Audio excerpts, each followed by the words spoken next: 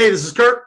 And this is Byrd. It's the Kirk and Byrd Show. We are blessed to have with us today Dr. Ray Washington Jr.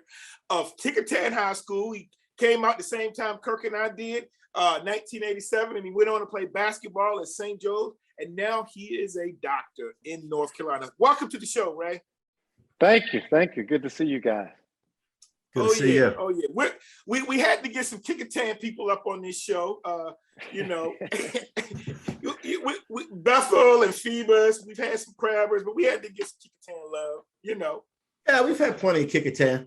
It's funny, Ray. Through social media, we found out that we were born on the same day in the same hospital, and I asked you, March 28th, 1969, and I think you said you were born at like 5 o'clock. Yeah, because I was born at like 7, 8 in the morning. So we were in the same unit, baby unit. Lucky our parents didn't get us confused. Yeah. I wouldn't want you to have. You would have had a better basketball game, I tell you that. Hey, y'all both could use my hair, so lighten up. So Ray, why don't we start off with where you are now? You got a lot of friends far and wide. Born and raised in the city of Hampton. Your dad was the superintendent of schools a long time. Your uncle was my high school principal, and then your uncle Steve. But you are where, and your doctor, right. Ray Washington Jr. Pick us up. I am in Pinehurst, North Carolina, which is about an hour south of Raleigh and 2 hours east of Charlotte. Everybody knows it for a golf community. So I'm a general surgeon. I do weight loss surgery, breast cancer, colon cancer.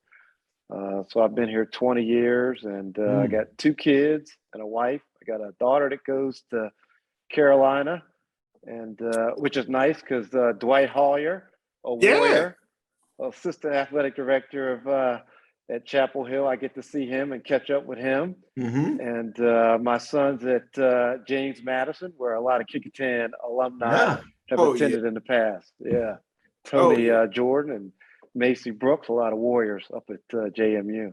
Yep. Oh yeah. So you've been in that area. Tell us, let's go back a little bit. So we know that's kind of what you got going on now, but let's go back. You were born and raised in Hampton.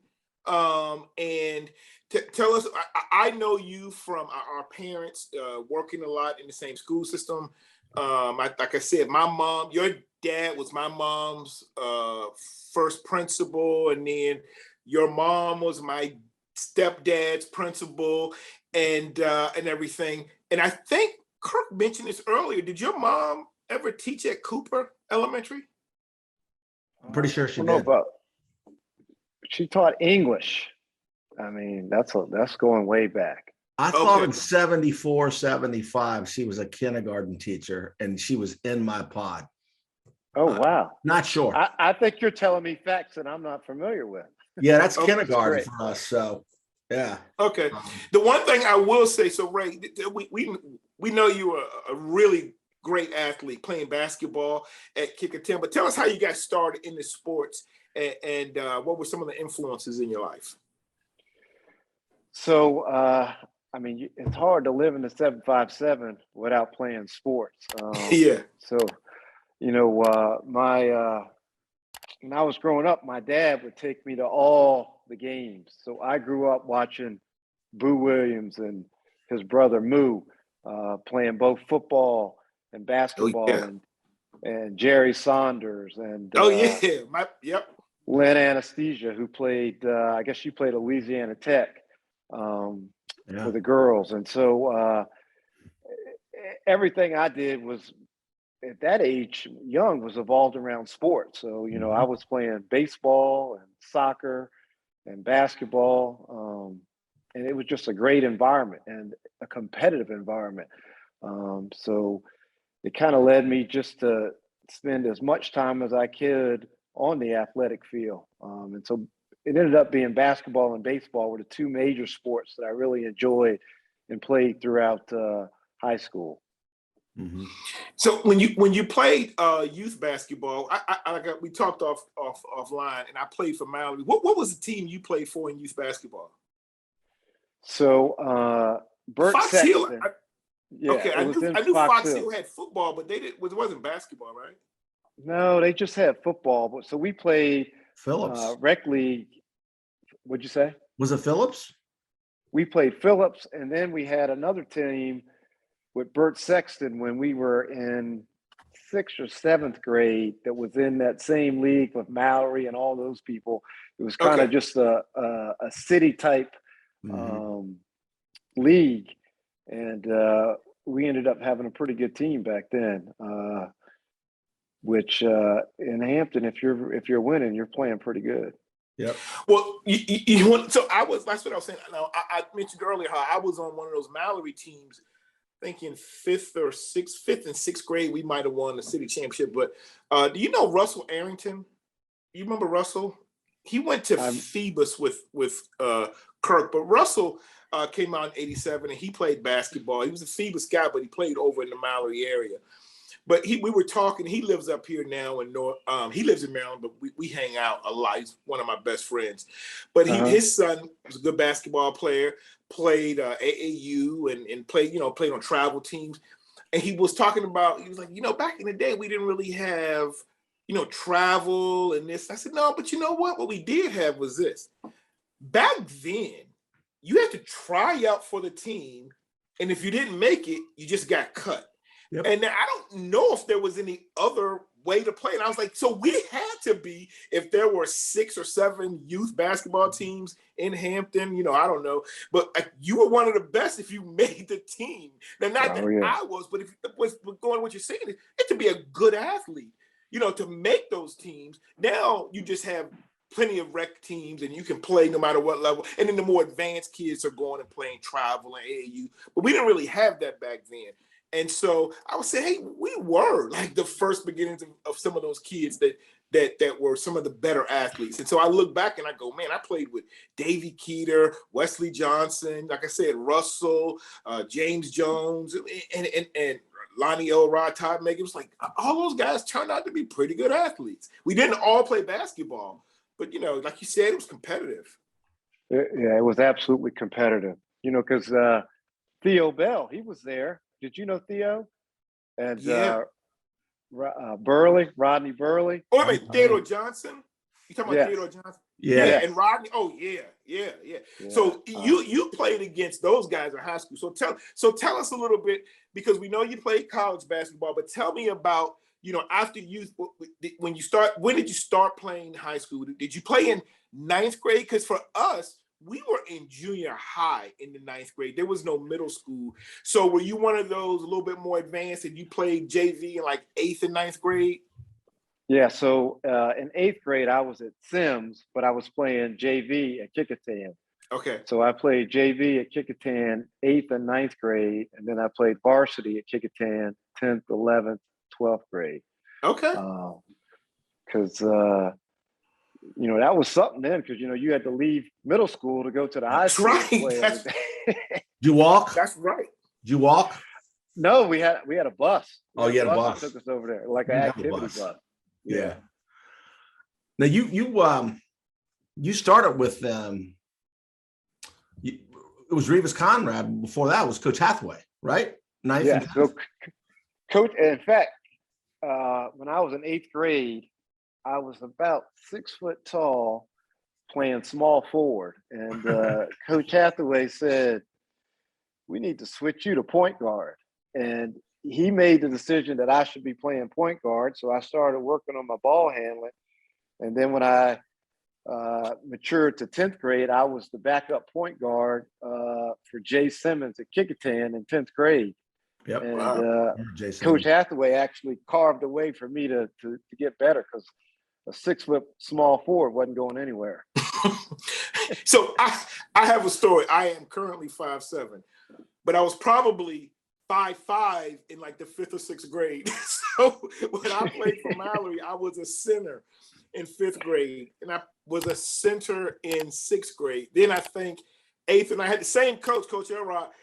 I started moving to power forward. Everybody else kept going like this, and then I was a small forward, and then I got to high school. I had no guard skills, and that's the same thing Russell talks about. He at least grew to be 6'2", but I had no skills, and I had to learn to dribble and I'm left-handed. I can only go left, but I picked it up really late. Yeah, well, we had Steve Ham, the Ham brothers. Steve Ham was my JV coach. Yeah, and he really taught me how to play point guard. It was a great environment, and I'm thankful for going to Kecoughtan. You guys had some squads. Yeah, that's you played with during your years, Ray. Brown. You played with which Brown? You played with Milan.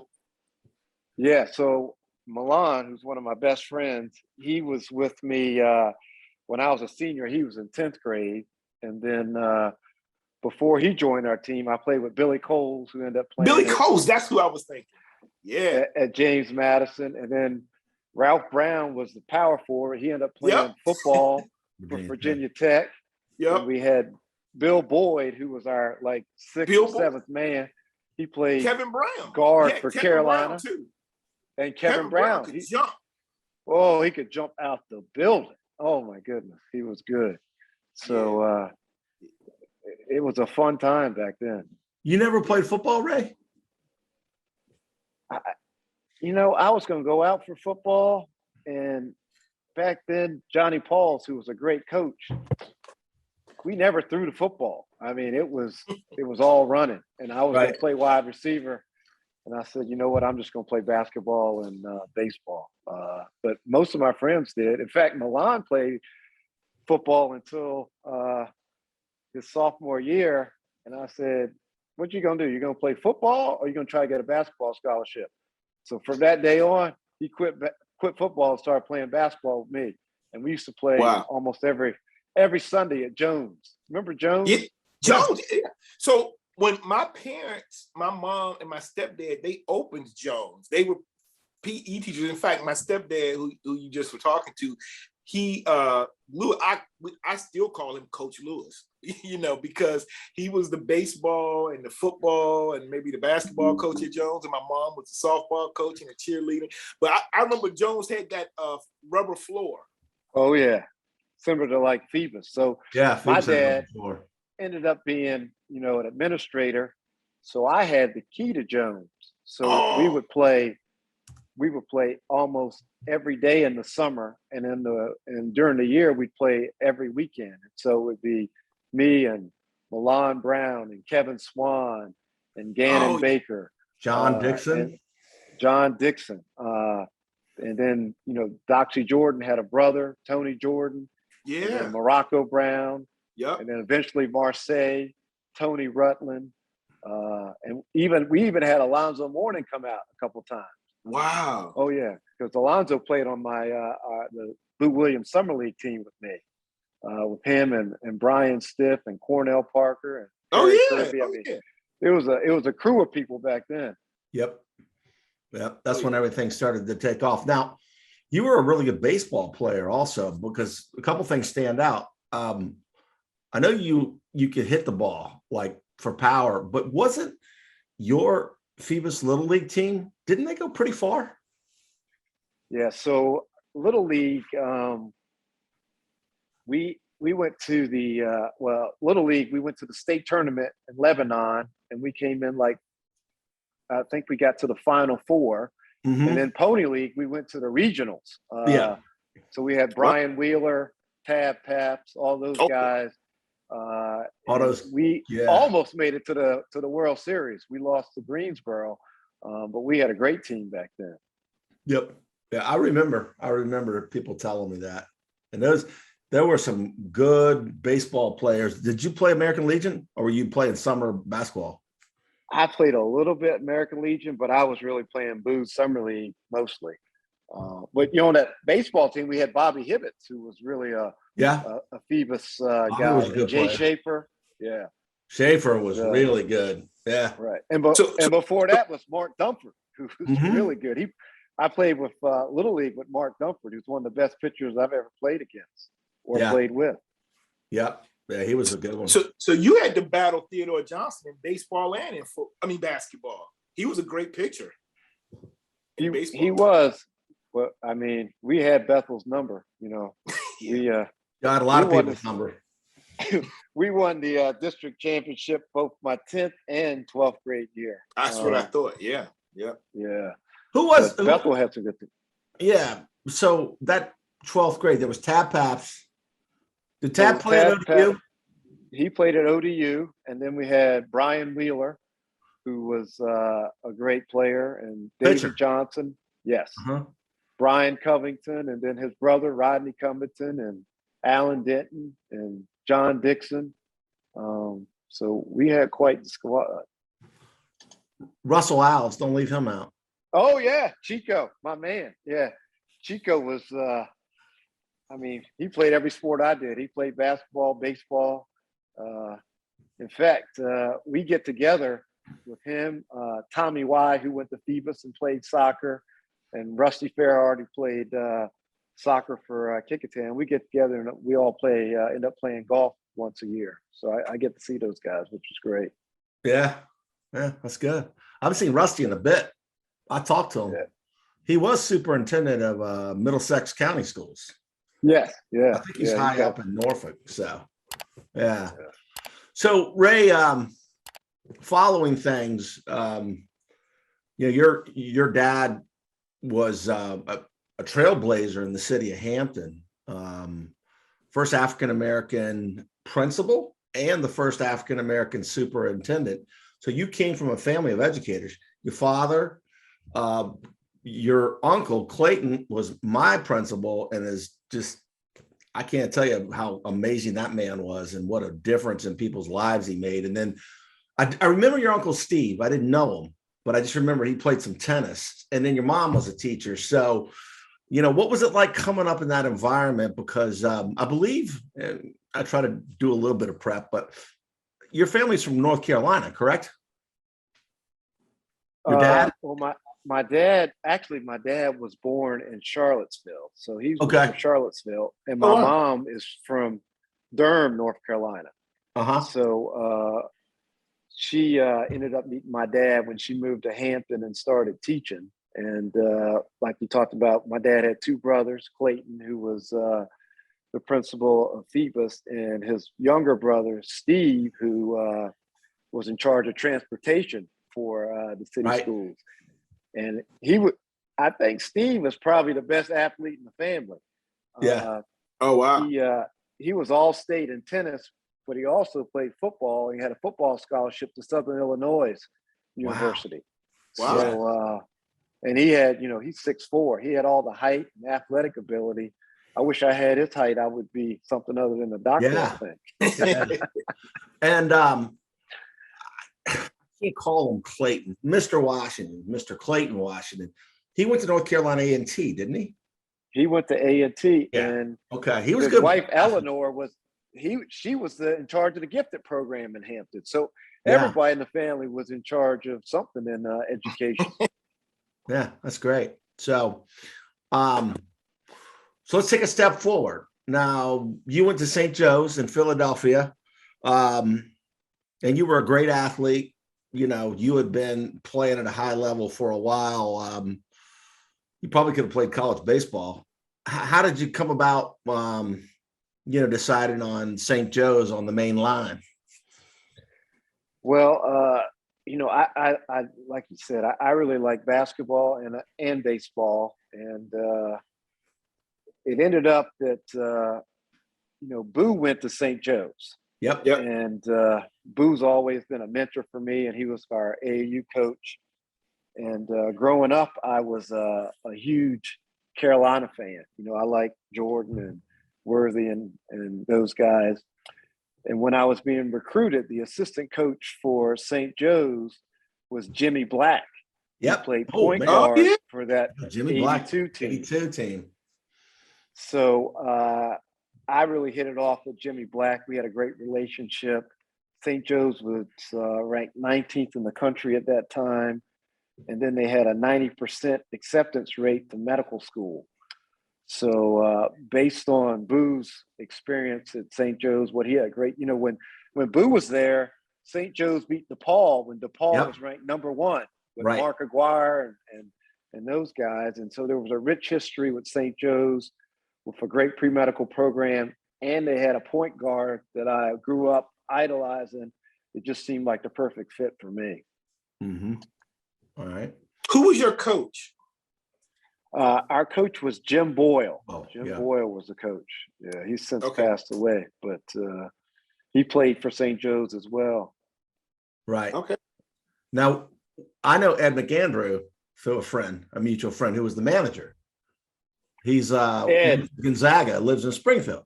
Ed was the manager. Yeah, Ed was the manager. I think we came to St. Joe's the same year. Yep. Ed is a just tremendous person.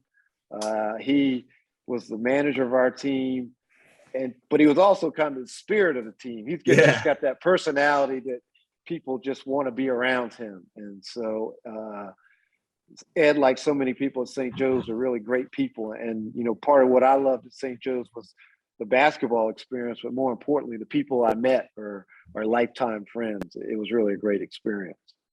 Yeah. So how was that Big Five? The Big Five tradition was still going back then in 87 and 91. It's Temple, St. Joe's, Penn, Drexel, Villanova.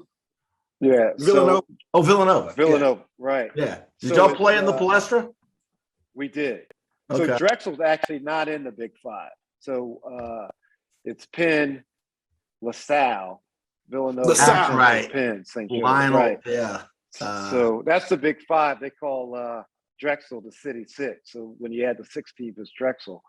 So back when I played, whenever you made the first basket in a Big Five game, they used to throw the streamers out on the court. Right. So, we were always trying to get that first hoop in so you could see the streamers come out. And I remember my first Big Five game, we played Villanova at Villanova. Rolly Massimino was the coach. Mm-hmm. They had Doug West, Kenny Wilson, and that was a heated game. I mean, the fans were nasty. They didn't like us. We didn't like them. And we ended up beating them on a last-second shot, 54-53. And I'm like, if this is what college basketball is like, this is where I need to be. It was that was fun. That's a great town. I mean, Philadelphia is one of my favorite places. It's got a lot of character, and you were there at a time when Rolly Massimino, right after they won the championship, and then John Chaney was actually taking Temple. I think, was it number 1 when we were in high school or when we were in college? They went to number 1. Remember that? Yeah, they were number 1 because we played them. They had Mark Shakin' Bacon. Mark Macon. Tim Saginaw, Barry, Ramon Rivas, Mike Breeswick. You're going way back. Were tough. Oh, yeah. Yeah. I forgot about all those guys. Yeah. Yeah. Yep. So go ahead. I just want to say, so back then, I went to VCU, and that's why I have that in the background. And we're in the same conference now, but back then, VCU was in the Sun Belt. Were you all in the Atlantic 10 back then? We were in the Atlantic 10, and the Atlantic 10 back then was completely different. Really good. So we had Temple and Cheney. Yep. We had UMass and California. UMass, that's right. We had Penn State. We had Gale Catlett and West Virginia. We had Rutgers. We had St. Bonaventure. Because Dayton was really Dayton wasn't in it then. Oh, they weren't in it? Okay. GW was in it. GW, yep. St. Bonaventure, UMass. Yeah. Mm-hmm. Wow. Yeah. That conference right there could be just like now how they say, in football there's a Power 5, but in basketball there's like the Power 6 with the Big East. But back, and I say this about if the old Big East had stayed together as a football conference, that would have been a major conference. But you guys would, if that conference was still today, it would be one of the major conferences. Yeah. It would. And we had Rhode Island, who part of that time, they went to the Sweet 16 one year. They had a great team too. Yeah. And the A10 is okay now, but I mean, we had a few good years, a few really good, solid teams a few years ago. And although I didn't know you, Ray, you're from my hometown, so I was pulling for you all the time, bro. And I have an old coworker who played lacrosse at St. Joe, and every time they played, and especially once we moved to the Big Ten, oh man, we go back and forth. We don't work in the same office anymore, but after every VCU win, I have to hit him up.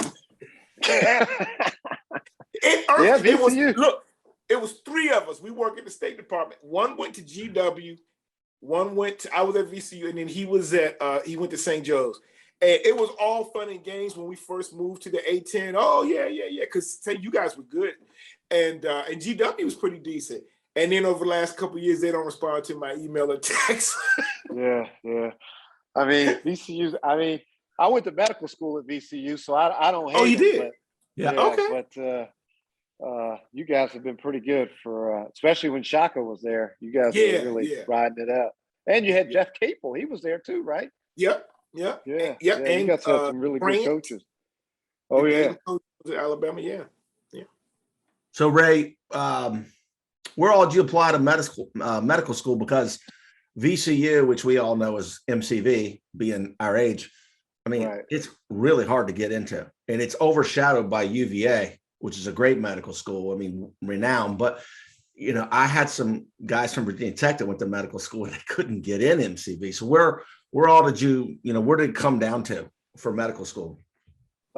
So I applied to all the schools in Virginia, and so Eastern Virginia, MCV, UVA, and then Temple. I did a bunch of schools in Philly: Temple, Jefferson, Akron, University of Maryland. So I ended up applying to a bunch of schools.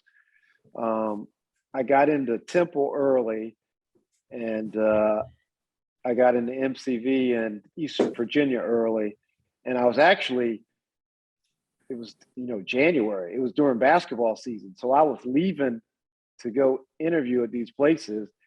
And so once I got into a couple, I just stopped going to other ones. And I really wanted to go to Temple because I'd been in Philly. I felt like I was kind of a Philly guy. And my dad said to me, you got a scholarship for undergrad. If you go to Temple, then you're going to have to pay it on your own. If you come back home to MCV, I'll pay your tuition. So that made it pretty easy. I decided on coming home to MCV. It was, Richmond's close to Hampton, and it ended up being a fabulous experience. I had the best of both worlds, a great medical school close to home and back in the Commonwealth of Virginia. Yeah. And I met my wife there. So medical school? Yes. Yeah. Okay. All right, so we'll get into that, but before we do, we're going to overlay our social media. It's the Kirk and Byrd show on YouTube. All you have to do is when you watch this, you're going to be watching it on YouTube, and you just click subscribe and click the bell, and you'll get a notification like when our interview with Ray Washington comes out, and all of our other stuff. Ray, if you're ever working out, we do an interview with whoever from wherever. We're also available on, other media platforms. You can just Google the Kirk and Byrd show, Amazon, Spotify, all those Google things. Music. Yep. Yeah. And real quick, I'll follow this up. This is Tommy Riemann Jr.'s brand. Tommy Riemann, the coach for Warwick and Gloucester. This is custom brand. So I wanted to plug him. It's cityonmychest.store. We'll overlay that too. We'll probably leave it on for a couple of minutes. I need that. This is fresh, man. I got one with just the C. I like that too. I'm more simple, but he's got some really cool stuff. You should check it out. So, but now let's get back to. I wanted to get back to when did you know you wanted to be a doctor? You saw Denzel on St. Elsewhere, right? I wish it was that easy. I was playing Little League and I slid into third base and broke my arm. And Art Green was an orthopedic surgeon in Hampton. He put a cast on me. And I said to myself, that's pretty cool. He helps athletes out and he's a doctor. And so I started spending my summers kind of following Art Green around. And I decided after doing that I wanted to pursue a career in medicine. So he was really the person that got me interested and shaped the way and carved the way for me to get into medicine. Oh, wow. Awesome. All right. And once you got into medical school, I've had a lot of friends that have gone to medical school. Like, do you want to cut? You know, there's like doctors. Is that common, Ray? That's right. Do you want to cut? Because it takes a certain kind of people. So you obviously wanted to be a surgeon, correct? Yeah, correct. You know, in medical school, you kind of figure out either you want to do the medical side of it, you know, take care of diabetes, hypertension, or be a cardiologist, or you want to be on the surgical aspect. And surgery is, to me, a lot like athletics. I mean, you got to be prepared, you got to practice, and then when it's time to perform, you got to perform. You got to be ready, and you got to handle the stress. But more importantly, with surgery, there's a problem. You go in, you fix the problem, and then you see the results of your work. And I like to see an intervention and people getting better from the intervention. So it was really captivating. It was intense. It was challenging and very rewarding. So surgery was definitely the right fit for me. That's great. So let me ask you, when's the first time, not a full surgery, but you actually cut? Because most people are like, I got a taste of that in medical school. Did you get a taste of it in medical school, or was it residency? It was medical school. Okay. MCV is about as busy of emergency room as anywhere in the country. In fact, when I was in medical school, unfortunately, MCV or Richmond had the second most murders in any city in the U.S. other than New Orleans. It's still up there too, by the way. Yeah. So as a medical student, I would be in the emergency room sewing people up. I mean, there was just so many people. So I got an opportunity to take care of people in medical school, suturing and doing all wound care. So that was my first taste. And I'm like, yeah, this is definitely what I want to do. Yeah. Oh, wow. How about residency? Where'd you do your residency? I did my residency at Christiana Hospital. That's right. I looked that up in Delaware. Yeah. So it's cross that all the time. There's one in Newark and one in Wilmington, which was really great. I mean, Christiana's right off 95. Yep. And so we got a lot of trauma. It's the only major hospital in Delaware and the only major hospital between the hospitals in Philadelphia and Maryland shock trauma. Right. So it was an opportunity to get a lot of experience, got a lot of opportunities to operate, met some great people. And that was really the start of where I decided I want to definitely do surgery and general surgery more specifically. Okay. So wait, we know you were a basketball player, you're a doctor. Let's find out a little bit more about Ray. All right. So Ray, you say you like to be called. We had to call you Ray at least once. Yeah. That's all right. Anybody from the 757 call me that. Ray. Right. So look, Ray, tell me, what do you like to do outside of your job? And now you're an empty nester? Yes, I'm an empty nester. So what does Ray Washington like to do in his spare time? Well, of course, I love sports. So I follow St. Joe's basketball. I've been on the board at St. Joe's for the last 9 years. So I get up there and I spend a lot of my time working with the university, and we're just getting ready to get a new president. So I'll be on that search committee. I got a daughter that goes to Carolina. So we spent March, we went to Philadelphia for the Sweet 16 and Final 8. And my next door neighbor, his son is getting married in June. He swam at Carolina. So we planned in December to go to the Final Four. So I followed that up with the Final Four.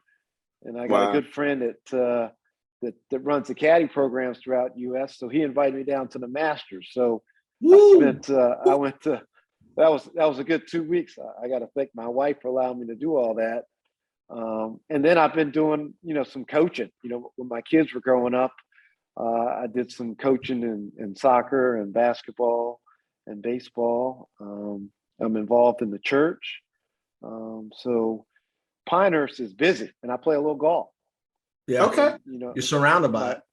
Yeah. And then, Milan, who's the assistant coach at Pitt, I followed him when he was at Mount St. Mary's and Holy Cross. And so I keep in touch with him, and I try to go see them play whenever they're in the Carolina area. Mm-hmm. Oh, cool. It's been a fun time. Yeah. Yeah. Milan's dad was my math teacher, but again, I think back then all of the educators, the parents, they were all like friends. And I remember being a kid going over their house playing cards. You could have been there. And me and my brother's Melendez Byrd. He played football at Virginia. Oh Tech. Yeah. Yep. And so, but all of like the Brown boys and all of us, we just like, this is the thing I remember. So Kirk, just a little lesson for you. Back then, like all of, especially the teachers that might have gone to HBCUs, they all knew each other. All the Black teachers knew each other, right? But all your teachers could be your teacher, and they would be, I don't like you, I like you. But come to CIAA week, all right? If that joint was in the scope, and you went, because my pop would take me, you saw all your teachers at the CIAA, man. And you won't just, it was, man, and they would be lit. But it would be so fun. So fun to go see so many of my teachers at the CIAA, man. And they were really being themselves, and they were joking on my mom, my dad, and it was just a good time, But you're like me, I couldn't act a fool growing up because my folks was in the system. They were educators, Yeah, no, you're right. You're right. I couldn't do that either, but I definitely remember the CIAA. Hampton had Rick Mahorn. Yeah. Union had Charles Oakley. Charles Oakley, yep.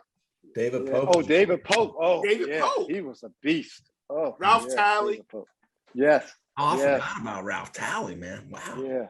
Yeah. CIAA was good. Good football players too. Oh yeah, my uncle was Cleo Hill, who played for Winston-Salem with Earl to Pearl. Oh wow! My mom went to Winston-Salem, so our family was all about the CIAA. Yeah. Oh yeah. Wow. So you said your wife's from Virginia. Where's your wife from, Ray? So I met my wife in medical school. She's originally from Philadelphia, and then she grew up in Reston, Virginia. South Lakes? South Lakes girl? She went to Herndon High School. Herndon. Okay. What year did she graduate? 87. Where'd she go to undergrad? She went to James Madison. Oh, okay. She I know a bunch of Herndon Hornets and South Lakes people. So, you go to Virginia Tech, you get all the Virginia schools. That's actually, I know some 87, 86. That's cool. Okay. So we always go into this, we relive our glory years, our pop culture. And so we always talk about music, food, and cinema. So do you stream? Or you watch? Do you get your content? Are you like, do you ever binge watch television shows, old shows, all the new stuff, the Netflix, the Ozark? You into any of that? Well, I do watch all the 30 for 30s. So any 30 for 30 series. Yep. And when The Last Dance came out during COVID, the whole family, we were all into that. And one of those 30, the Guru of Goo, when with Loyola Marymount, is actually footage because we played them during that time period. Right. So I do like that, and I like that Ted Lasso too. Do you guys watch that? Ted. I haven't watched it. I don't have Apple TV. Oh, it's good. It was good. Oh yeah, it's pretty good. It's pretty good. I just started watching that Showtime too. The new one with the Lakers. Yeah. Winning Time. Yeah. I like Winning Time. Yes, Winning Time. Yeah. How much is your TV bill? You got everything. I got Hulu, Netflix, and Sometimes I get HBO. I'll go on and off with HBO, but so I'll tell you this. I was always not frugal, but I was like, I just need HBO. I used to tell people I don't even want a smart TV, and I'd get a smart TV and it didn't mean anything to me. But man, when COVID hit and we're sitting in the house, I have a good friend at work, and he's always been into watching all the shows. He would tell me about all these, the Ozark and all these other things. But man, once COVID hit, I watched everything, bro. I was in the house watching Tiger King, all Ozark. Oh yeah, stuff that had already been off the air. I hadn't watched. What was that? Oh gosh, not the one that Better Call Saul broke off from it. Gosh, I can't remember. Anyway, I went back and started watching all these shows, and now I'm kind of hooked. Like I'm the dude now who's watching everything. I binged the last part of the second half of Ozark. I binged that the whole weekend, so I'm stuck. but my point was going to be Kirk. Like I've always for years was like the guy. Hey, my Verizon or my Xfinity, I'd call them and say, I'm gonna switch, and I would try to get every deal, and I would cut out Showtime this time and give me this. Man, now they just got me. I don't even look at the bill anymore. It's just, gotta get internet TV, man. It's a wrap, man. I just get internet TV. I got the bundle, so they're Hulu, Wi-Fi and all that. We don't even use our home phone. Like I disconnected it because I got tired of all of the junk calls, but it's in there. It's actually cheaper to keep my phone in the bundle than if I take it out. Oh wow! Wow. Yeah. So we always go with favorite movie. Ray, favorite movie, maybe a top 2 or 3. You're our age, so yeah, I would say Shawshank. That's always up there with people. Shawshank. And Remember the Titans. I like that. Good man. How about Good man. Yeah, Rusty? Yeah. For me, it's Hoop Dreams. Oh yeah. The guy who actually produced that is from Hampton. Went to play basketball for Hampton High School, and I also like Remember the Titans is right there. Shawshank's right there. So. Those are that Hoop Dreams really got me into liking documentaries too. So I watch a lot of docs. Yeah, I was Goodfellas for years, and then I switched to Remember the Titans. I just, movies that I watch over and over again, I buy on Vudu, which is Walmart owns them. And what was the old? You used to get your tickets ahead of time. Before everything was smart, you used to buy them. Anyway, but yeah, those are my 2. I do have a question for you, Ray. So look, do you ever do this? One, I'll say, do you have a favorite medical TV show or movie? And then I want to know this, because I have an old friend that I went to. We went to high school. That's a great question, Rusty. Doctor, and she watches these shows. So if she watches a show and it's a medical thing, and they say, "Get me this and do this," and my brother Melendez's wife is a pediatrician, Dr. Linnell Slade Byrd, but she will watch the show and be like, "You wouldn't do that.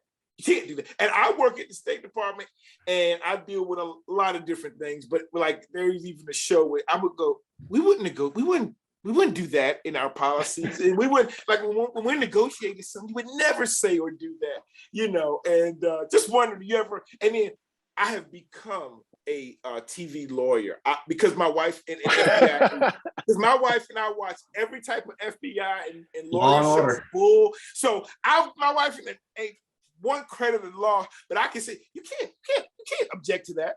We're fussing at the TV because we think we know. But tell us, anything you ever watch and you're like, as a medical professional, you go, nah. Yeah, I mean, or does anybody get it right? Is there any show you say, "Oh, they do a really good job"? I would say no. However, my daughter likes Grey's Anatomy. Okay, that's a great show. So that's right there with ER. That's right there with ER. Yeah, I used to watch ER growing up, but then after I got in a little further into medicine, I'm like, this is too far fetched. But my daughter says stuff to me like this. Then I'm like, where'd you learn that? She said Grey's Anatomy. I'm like, all right, well, you're learning something. Yeah. Yeah. Ray, what about we always talk about cuisine. So what do you remember from growing up in Hampton? So you grew up like Willow Oaks, right? I did. Right. I remember Friday nights, fish night.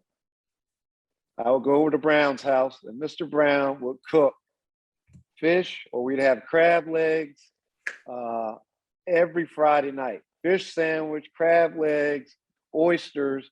And I just grew to love that. And plus, I always like to crush a crab, you know.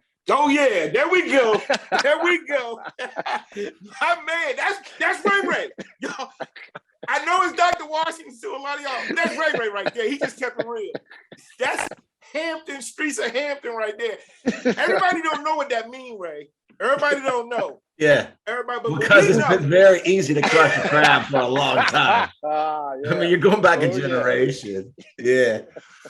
Rusty said he's never eaten at Smitty's Better Burger. What a travesty. Oh my God. That's because he's way up at Northampton, man, by Tab and you know. No, I'm not that far. Man, my parents live in Farmington now. Come on. Well, but I grew up in the Hampton. First we lived over by Robert E. Lee. I went to Robert E. Lee, then we moved and I went to Cooper and then later on in more Northampton. Yeah. Where'd you go, Ray? Okay, have you guys been to Tommy's? Yeah, that's newer. Tommy's is newer. Yeah, I don't think but it's on our side of town now. Right, It's yeah. real popular joint. Smitty's is legendary though. Smitty's. It burned down. It burned down and they did it? It burned down. Oh, wow. Yeah. Where'd you go at elementary? I went to Booker Elementary and Sims for junior high school. Okay, so you went to Booker. Yeah, that was okay.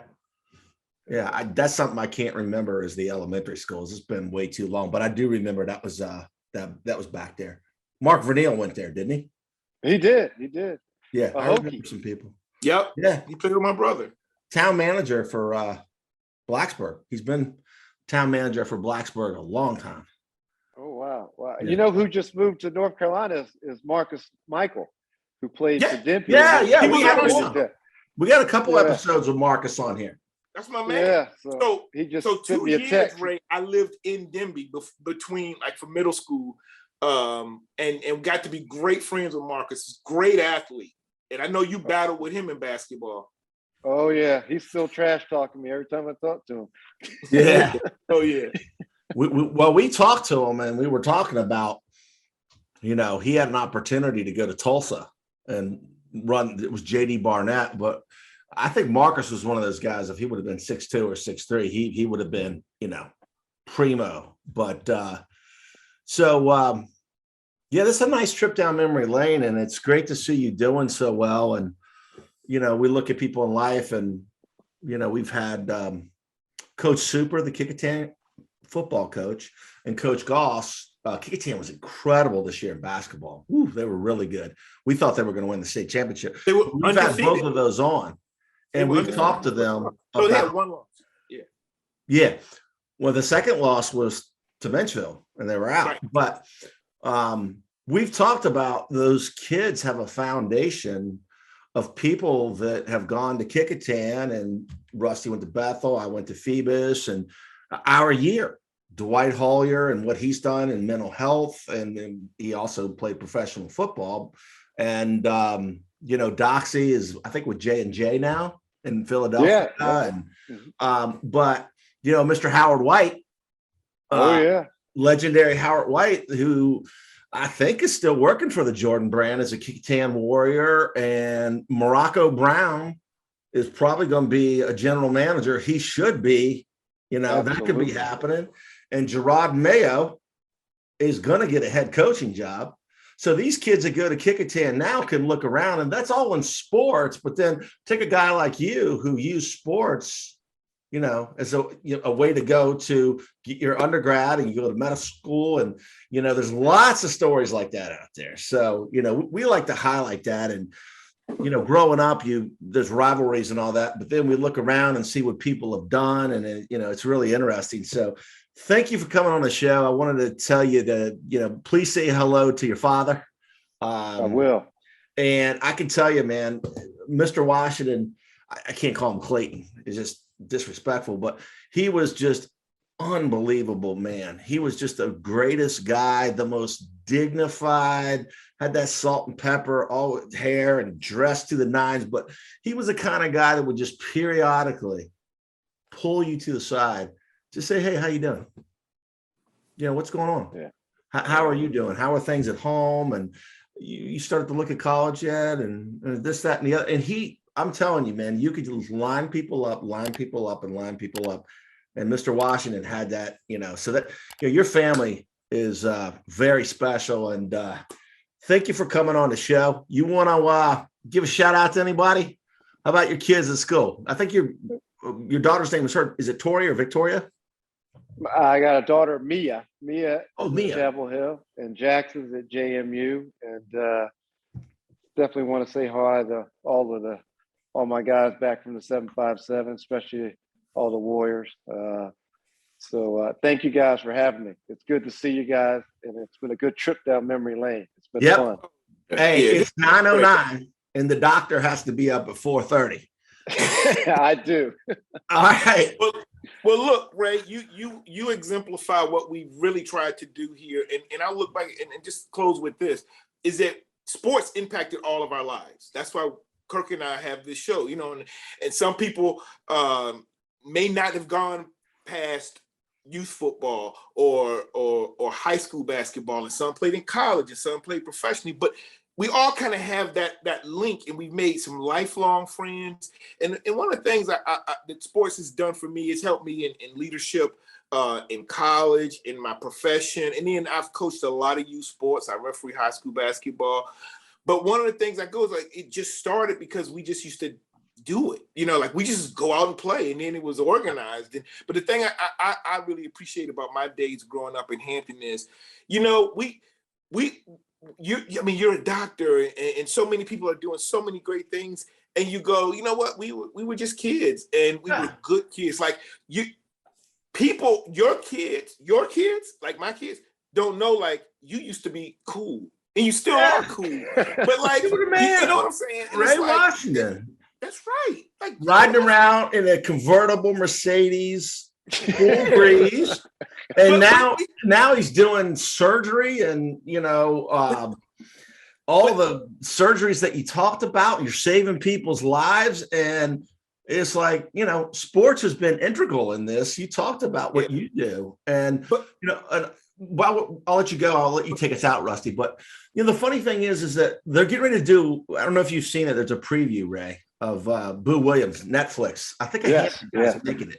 So they're interviewing a lot of people. They interviewed Coach Newsom because those two guys are really good friends. But, Boo, like, it starts with Roy Williams. There's only one Boo. And, I interviewed Boo on my old podcast, and Boo's just said what really helped him was having J.R. Reed and Alonzo Mourning back to back, like 2 years apart, being the number one player.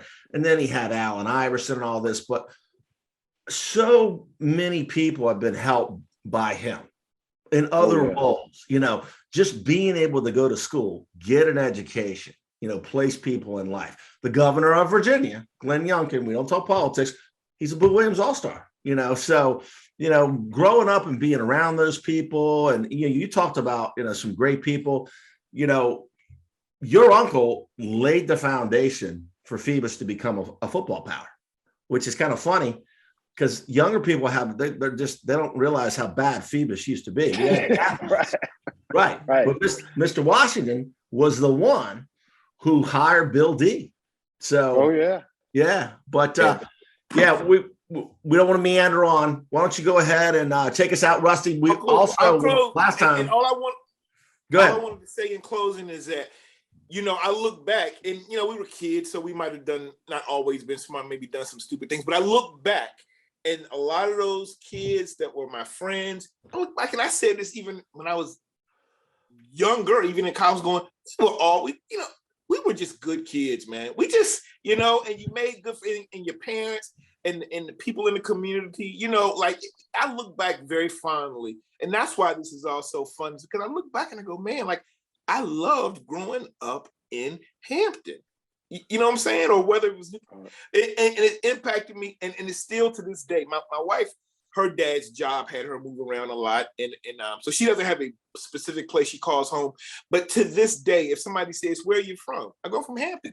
She's like, "You're not from Hampton. You lived in Woodbridge more than 20 years. You lived in the DC area for 30 years. You're from this area." I'm like, "No, I'm from Hampton." Hampton, yes. I'm from Hampton. Period. Right, and you've been here for 31 years. Yeah, that's right. All right, Ray, it's fun. I'm sitting here. I'm gonna make one more comment for all the Kecoughtan people.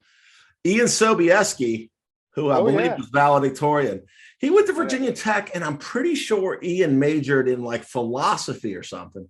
But then I think he went to Stanford and he got some kind of technical degree, and he's a pretty big angel investor out in Silicon Valley. I've been in the software business for 30 years, and so he manages a fund, and it's just, there's so many people doing great things. But thank you so much for having us on. We know you got to get up in the morning, Doc. So appreciate you, everybody. If you're listening at this point, please subscribe to Kirk and Byrd on YouTube. And Ray, thanks for coming on. Great catching up with you, man. You look great. Yeah, you Thank do. you. I appreciate it. Hey, you Ray, made my day. This is the way to go, bro. I like it. I like it. It gets you out of the house quicker. Yeah, that's right. Hey, look, Ray, if you ever need anything, we can do anything for you, let me know, bro. All right? Likewise. Thank you so much. All right, Ray. Thank you. God bless. God bless you, man. All Kirk right. and Byrd Show is out.